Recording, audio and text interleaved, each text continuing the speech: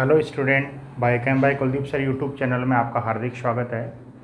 आज अपन जो देख रहे हैं इसमें क्या है कि अपन किसी भी जो एलिमेंट है उसका जो परमाणु संख्या क्या है, द्रव्यमान संख्या क्या है, उस एलिमेंट में इलेक्ट्रॉन की संख्या कितनी है, प्रोटॉन की संख्या कितनी है और न्यूट्रॉन की संख्या कितनी है, वो देखेंगे। तो सबसे पहले जो अपन देखते हैं किसी भी एलिमेंट में परमाणु संख्या, द्रव्यमान संख्या या इलेक्ट्रॉन की संख्या देखने के लिए एक अपन फॉर्मूले का प्रयोग करते हैं। एक्स आ गया, नीचे जेड आता है और ऊपर ए। ये एक अपने को एलिमेंट को दर्शाने का फॉर्मूला है। एलिमेंट को दर्शाने का क्या है? फॉर्मूला है। अब देखते हैं कि एक्स बराबर क्या है, जेड बराबर क्या है, ए बराबर क्या है। तो जेड बराबर तो होती है परमाणु संख्या। जेड बराबर क्या होती है? परमाणु संख्या। ए बराबर होती है द्रव्यमान संख्या और एक्स बराबर होता है एलिमेंट का सिंबल। एलिमेंट का जो सिंबल है वो लिखते हैं। तो जेड बराबर क्या हो गई? परमाणु संख्या हो गई। ए बराबर हो गई द्रव्यमान संख्या। एक्स बराबर एलिमेंट का सिंबल हो गया। अब देखते हैं कि अब जो जेड बराबर परमाणु संख्या है, जेड बराबर क्या है? परमाणु संख्या। अब जितनी परमाणु संख्या है उतनी ही एलिमेंट में प्रोटॉन की संख्या होती है। प्रोटॉन की संख्या होती है। जितनी परमाणु संख्या है उतनी ही प्रोटॉन की संख्या होती है और उतनी ही इलेक्ट्रॉन की संख्या होती है। उतनी ही होती है इलेक्ट्रॉन की संख्या। मतलब एलिमेंट में जितनी परमाणु संख्या है उतनी ही प्रोटॉन की संख्या होगी और उतनी ही इलेक्ट्रॉन की संख्या होगी। अब तो बात आती है, प्रोटॉन की हो गई, इलेक्ट्रॉन की आ गई, परमाणु संख्या हो गई। अब बात आती है न्यूट्रॉन की, कि न्यूट्रॉन की संख्या को कैसे निकाला जाए। तो न्यूट्रॉन की संख्या को निकालने के लिए, न्यूट्रॉन की संख्या को निकालने के लिए फॉर्मूला है एन। न्यूट्रॉन का सिंबल हो गया एन बराबर ए माइनस जेड। एन बराबर ए माइनस जेड, ये न्यूट्रॉन की संख्या को निकालने का फॉर्मूला है। एन बराबर एन न्यूट्रॉन की संख्या, ए परमाणु संख्या सॉरी ए द्रव्यमान संख्या हो जाएगी और जेड बराबर हो जाएगी परमाणु संख्या।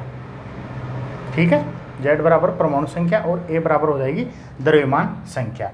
तो चलो देखते हैं, अपन एक एग्जाम्पल से समझते हैं। जैसे मान लो अपन ने एग्जाम्पल लिया ऑक्सीजन का।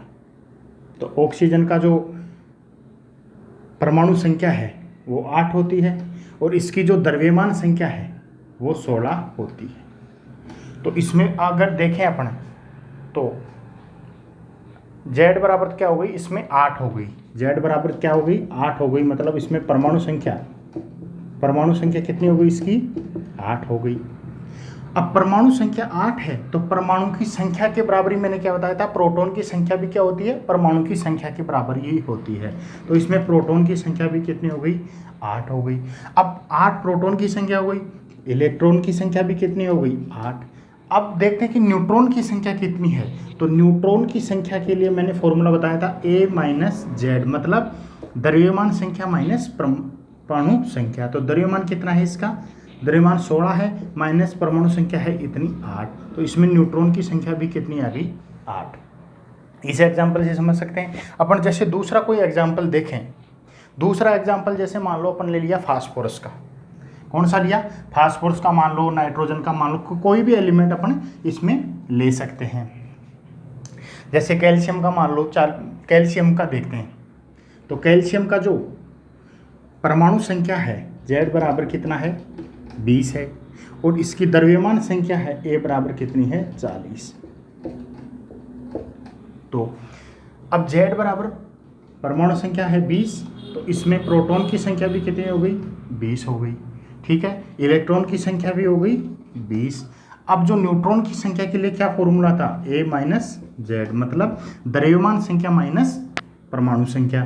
तो 20 माइनस द्रव्यमान कितना हो गया इसका?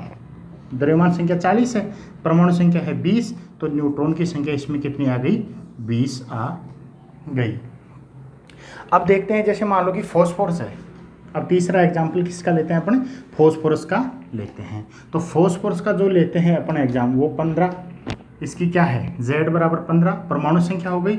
और फॉस्फोरस का जो द्रव्यमान होता है वो कितना होता है? 31 होता है। फॉस्फोरस का जो द्रव्यमान होता है वो क्या होता है? 31 होता है। तो Z बराबर क्या है? परमाणु संख्या है, परमाणु संख्या इसमें हो गई 15। अब इसमें Z बराबर परमाणु संख्या के बराबर ही मैंने क्या बताया था? प्रोटॉन की संख्या बताई थी। तो प्रोटॉन की संख्या भी इसमें कितनी हो गई? 15 हो गई। प्रोटॉन की संख्या हो गई। प्रोटॉन की संख्या के बराबर ही मैंने क्या बताया था? इलेक्ट्रॉन की संख्या बताई थी। इलेक्ट्रॉन की संख्या भी 15 हो गई। अब देखते हैं इसमें न्यूट्रॉन की संख्या। तो न्यूट्रॉन की संख्या का फॉर्मूला A माइनस Z बताया था। A इसका द्रव्यमान है, द्रव्यमान 31 है फॉस्फोरस का। Z परमाणु संख्या है 15, तो इसमें न्यूट्रॉन की संख्या कितनी हो गई? 16 हो गई। इसमें न्यूट्रॉन की संख्या कितनी हो गई? 16। तो अपन इस तरीके से किसी भी एलिमेंट में परमाणु संख्या, द्रव्यमान संख्या या इलेक्ट्रॉन की संख्या, प्रोटॉन की संख्या, ये अपन आसानी से ज्ञात कर सकते हैं। तो एक बार मैं दोबारा रिवाइज करवा देता हूँ। इसका जो जनरल अपन फॉर्मूला है वो क्या है? AXZ है। इसका जो जनरल फॉर्मूला है AXZ है। इसको जो दर्शाने का तरीका है, एलिमेंट्स को जो दर्शाने का तरीका है वो क्या है? AXZ है। तो A को क्या कहते हैं? द्रव्यमान संख्या कहते हैं। Z को क्या कहते हैं? परमाणु संख्या कहते हैं। X का जो सिंबल आ गया एलिमेंट का।